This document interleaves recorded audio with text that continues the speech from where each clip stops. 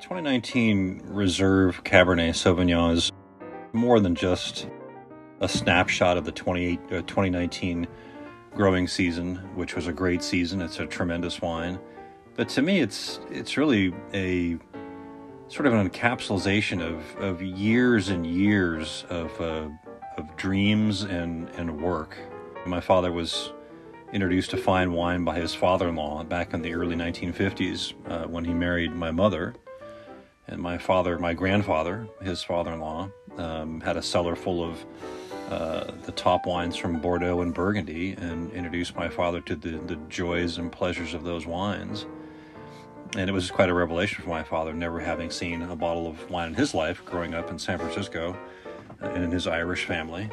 And after 20 plus years of enjoying these wines and sharing them with us as a family and teaching us about them, he got the bug to go to Napa and become a producer of great wine. And his dream was really to be the best. And he thought Bordeaux varietals would be the way to go. Pinot Noir was unattainable, he thought, in California to make great Pinot.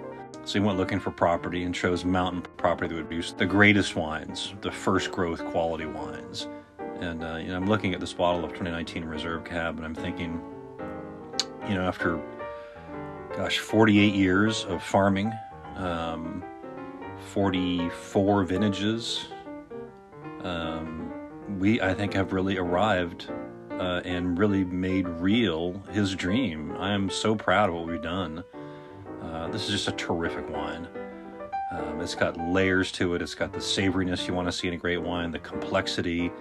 Of course, in the new world, you're going to get, the deep, delicious, rich fruit. But we've got so much more than just that.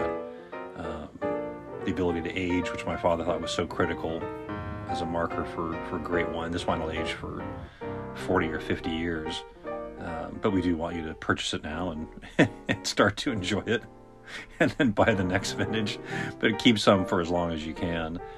But for some reason, this vintage has really made me think of our history and the accumulation of all this, what I call institutional knowledge. And I'm so proud of our team, what we've done. And if my father were here now, I'm sure he would echo the same thing. But it's so amazing to think back to 1975 and him planning his first vines, not really knowing what he was doing, but getting some good advice and making some good guesses. Unfortunately, a lot of the rootstock he was told to use ended up not being phylloxera resistant. And by the mid-90s, a lot of the vines were dying from phylloxera, and then we had the necessity to replant everything. But that ended up being a great blessing. And this happened in a lot of Napa. We weren't the only ones to have to replant.